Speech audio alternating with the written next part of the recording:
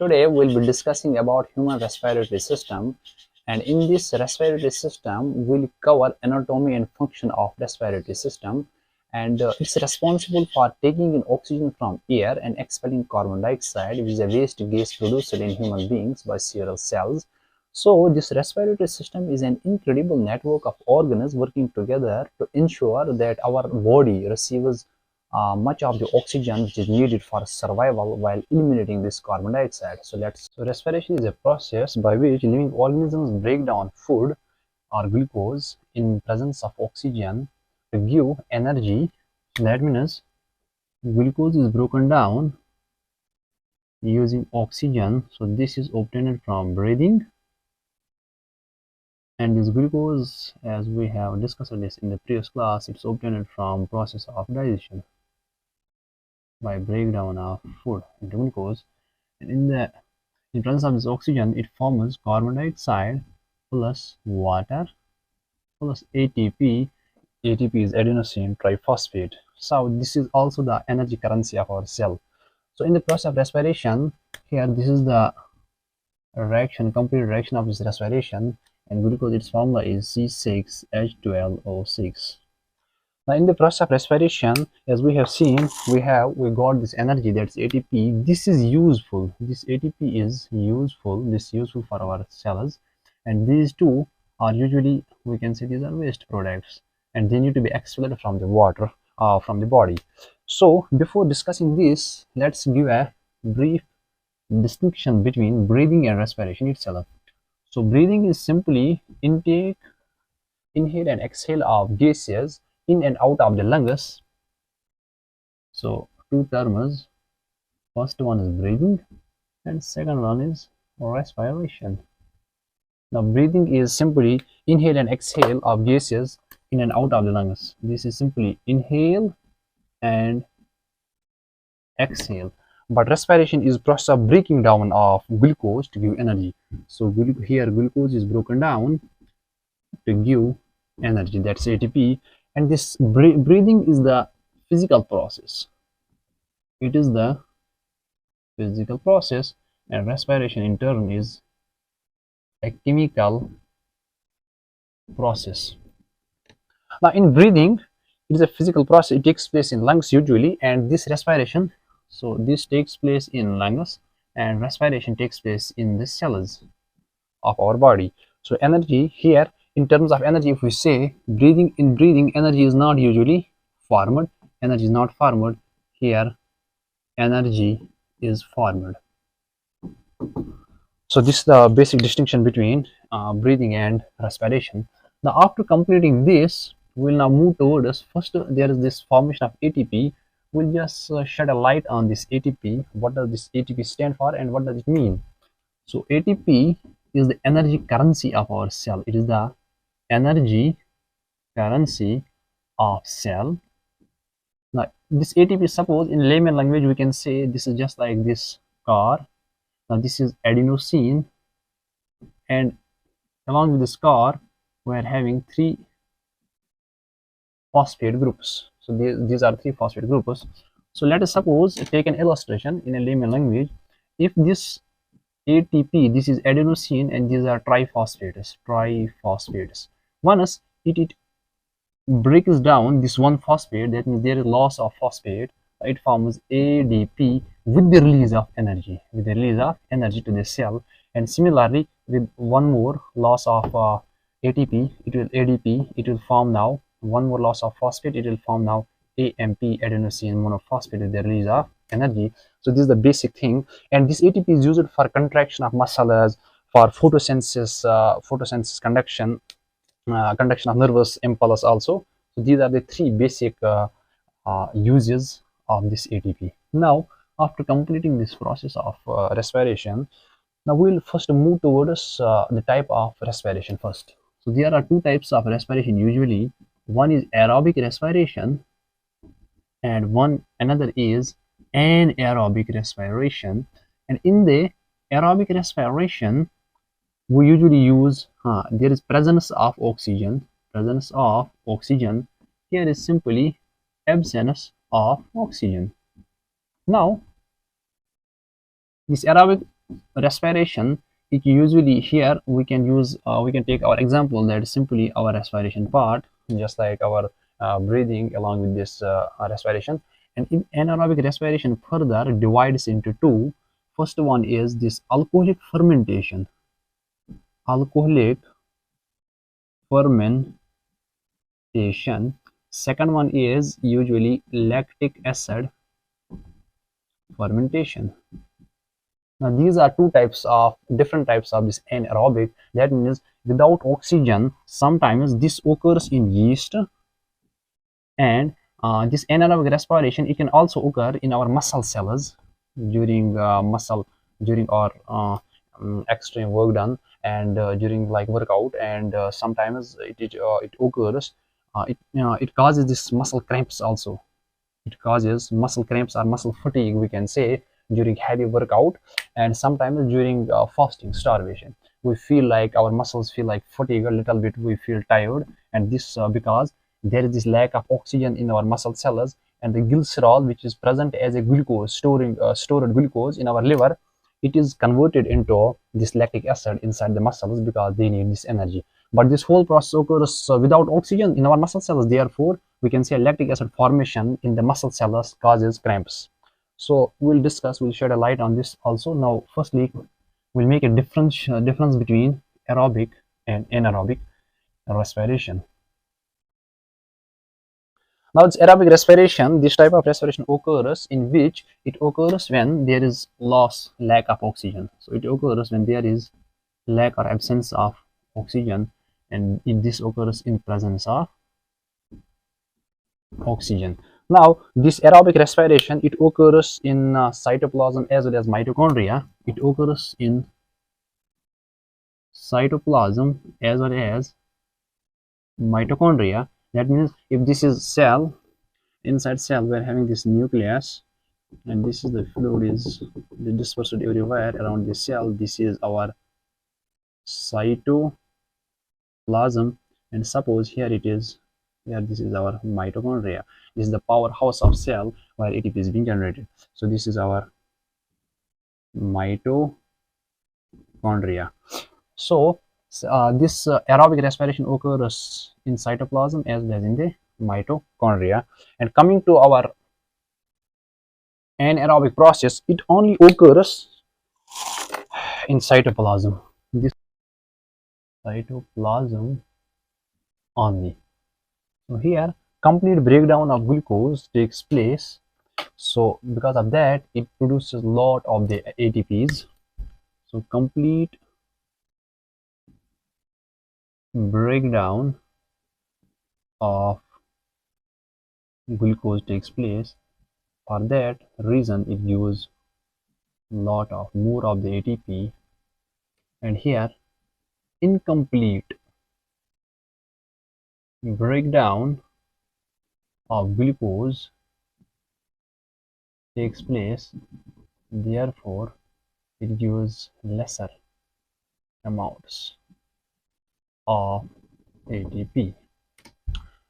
This was asked in the previous year exam.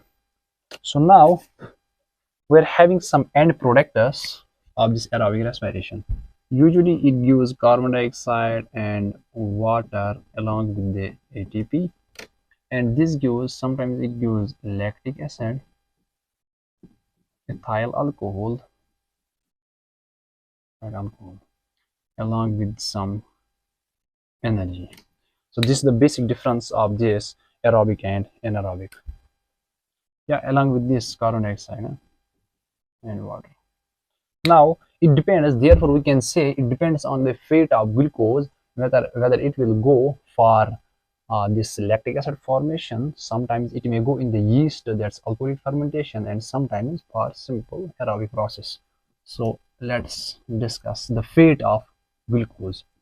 So after breaking down of glucose into pyruvate, since glucose is a 6 carbon molecule, pyruvate is 3 carbon molecule, therefore we'll get in cytoplasm we'll get 2 molecules of pyruvates, 3 carbon each, and this flow chart is like this. So let's draw this flow chart. Now these are flow chart of glucose, whether it follows, there are three pathways usually. There are three pathways. So it is the fate of this glucose to follow among one of the pathway. So suppose this is our glucose 6 carbon species. In cytoplasm, it breaks down into pyruvate, that is 3 carbon species. Therefore, we will get two molecules of pyruvate. Now it depends on its fate that whether it will follow.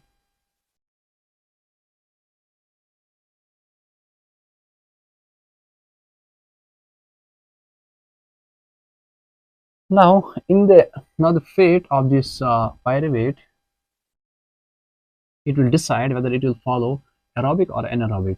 So in yeast, usually it follows an aerobic mode of respiration, that means without oxygen. So in the yeast, this oxygen is not used, and then it forms ethanol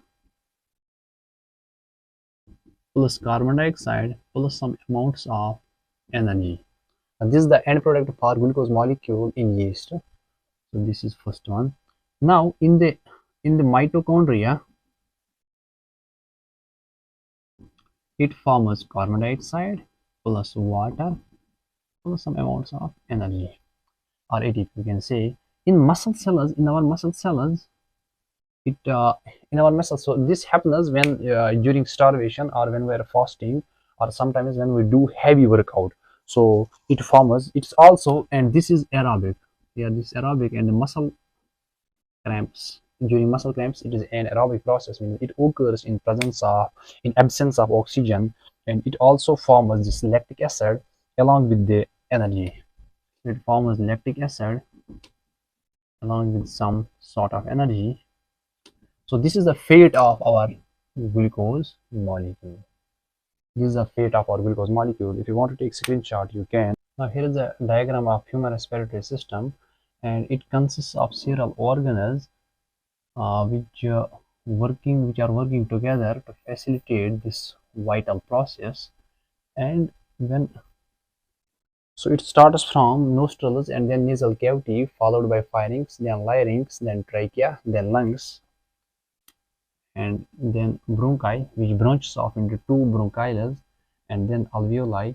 Finally, this oxygen, it goes up to the blood capillaries, where it can be utilized by the blood cells, by the cells of our body.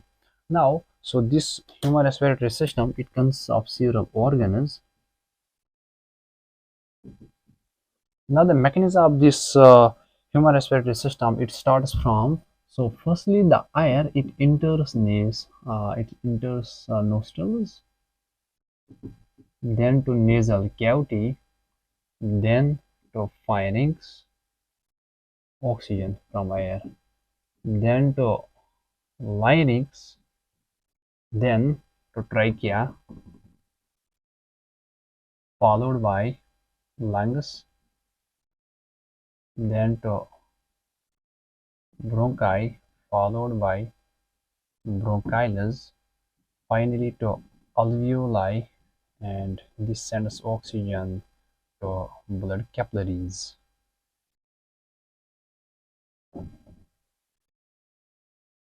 And the passage of carbon dioxide, which is to be expelled out, it starts from blood capillaries, from every cell of our body, to alveoli, then to bronchioles, then bronchi, lungs, trachea, larynx, pharynx, nasal cavity, and nostrils. Finally, it will be exhaled. Now, in this process, this air first it is taken into the body through nostrils, then to nasal cavity. But in the inside nostrils, we are having some fine hairs, which actually facilitate this uh, carriage of this oxygen, and it filters this oxygen using by these fine hairs, and then this air will be passed to nasal cavity, wherein it will go to pharynx, and then from pharynx it passes through larynx, which is also called voice box. Now from pharynx it goes to larynx, which is also called voice box, and from there it enters into trachea. So from larynx, which is also called a voice box, it enters this air, it enters into trachea. Trachea is simply, it's a windpipe. Then it enters into the trachea, and from there to lungs, simply from there to lungs. From trachea it will go up to lungs, and then this trachea ensures it does not collapse. So it gives the protection. It gives the protection. So simply it ensures airway stays open, simply stays open and is protected, means it should not collapse. So it does not collapse. So this is the formation. So once this air reaches lungs, it branches off into two tubes. This air reaches lungs. Firstly, it branches off into two tubes. These are called bronchi. So once air reaches lungs, it branches off into two tubes. These are called bronchi. It is a plural form of bronchus. And now after bronchi, this air it straightly goes into bronchilus. So this bronchi further divides into, it branches off into bronchilus. Okay, so it branches off into these bronchilus. These are each of the bronchial, and then it finally reaches alveoli. Now this alveoli is simply, these are grape-like or balloon-like structures. These are balloon-like structures. Now these alveoli are like this bunch of grapes. This seems like this bunch of grapes, wherein air is being stored and used for the further process ahead. Now at the end of this bronchial, there are these tiny grape-like structures. These are called alveoli, where the actual exchange of gases takes place. So here actual exchange of gases takes place. Exchange of gases takes place. So these are the primary sites of respiration. So alveoli are primary sites of, we can say that these are primary sites of respiration. And after this, okay, in this there's one advantage of the alveoli. It provides a surface for exchange of these gases, and this alveoli provide a surface for exchange of these gases, and that means oxygen firstly diffuses into this alveoli, then it diffuses into the blood capillaries. So after this, and during the exchange of this, suppose this is alveoli. Once the oxygen it goes into alveoli, and then carbon dioxide is just like that station. Carbon dioxide is waiting at the verge of its, and then this carbon dioxide goes out. Once oxygen reaches this carbon dioxide, so this actual exchange occurs at this stage where this carbon dioxide goes out. This actual exchange is called breathing. That means exhalation and inhalation, it ends at alveoli. So now the best thing about this is we can understand this by the mechanism of breathing. That is very good facile way to understand it. Now during mechanism of breathing, what we usually see, we see inhalation and second is exhalation. Now this is diaphragm. This is usually diaphragm, and this is the chest, and this is also called a thoracic cavity. This chest part is called a thoracic cavity. Thoracic, thoracic. I'll show you practically that during inhalation, this chest cavity, thoracic cavity, it expands first, like this. It expands, and the ribs they are left up, whereas this diaphragm it flattens. That means this part it flattens, this chest cavity, thoracic cavity, it expands, and the ribs they are left up.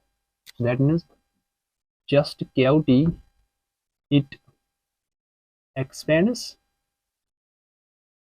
or thoracic cavity you can say, these ribs are left up, so the diaphragm it flattens, and these moments increase the volume and space. These three moments increase the volume and space, of lungs, for triggering this air to rush into the lungs. So these trigger air to rush into the lungs.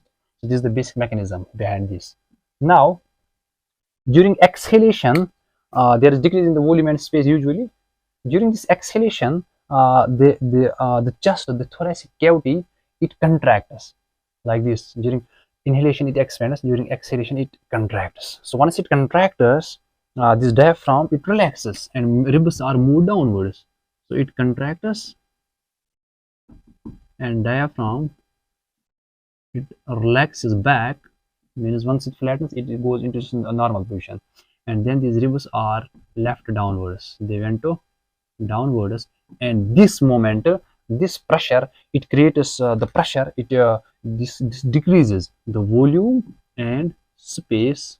It decreases the volume and space, so that the carbon dioxide will be expelled out. So carbon dioxide will be expelled. So here air, that means oxygen, it rushes into the lungs, and here the carbon dioxide is expelled or exhaled out of the lungs. So there is the real sense is here. There is exchange of this oxygen and carbon dioxide. So this is the mechanism of breathing, wherein we can see that the exchange of the gases takes place due to two mechanisms. One is inhalation mechanism, wherein the ribs they are left up, and in the exhalation ribs are left downwards.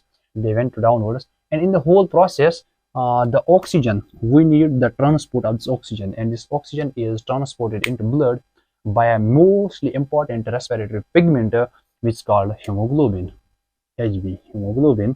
And this hemoglobin is an iron containing protein, and it's having affinity with carbon monoxide first, then carbon dioxide, and then to the oxygen. So therefore we can say this was asked in the exam also. So what is the affinity of hemoglobin? So the binding capacity is its priority is it prefers to bind with carbon monoxide, then to carbon dioxide, and then to oxygen, and then to carbon dioxide. So mostly this causes this carbon monoxide poisoning also in the winters when we use gas stoves or gas heaters, and there is incomplete combustion of the whole process, and there is incomplete combustion, and in that incomplete combustion we know that once there is incomplete combustion, it produces mostly carbon monoxide, and the whole room will be full. It will be full of this carbon monoxide, and it causes carbon monoxide poisoning, because once in our body it enters in our body, firstly it does one thing: it binds itself to the hemoglobin, and hemoglobin loses its affinity with the oxygen, and this causes this forms carboxyhemoglobin, and it is very dangerous thing, and it causes, sometimes it may cause, it's a severe process, it may kill a victim, its victim. So it can kill its victim usually, who have been suffered from this carbon monoxide poisoning. And there is big dilemma in students. Usually I have seen this, that they don't understand the mechanism of this hemoglobin, how it binds with simple words. In our blood there is this RBC, this is one cell simply, and it is having this hemoglobin,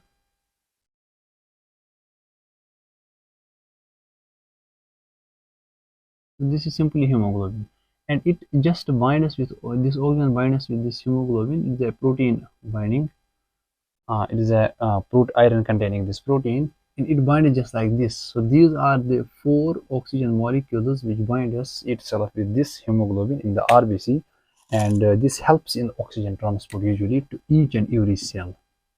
So this is the basic mechanism or illustration of this hemoglobin. So this hemoglobin is simply how it's like. It's just like that car which communicates, which travels, which takes one person from or one material or one body from one place to another.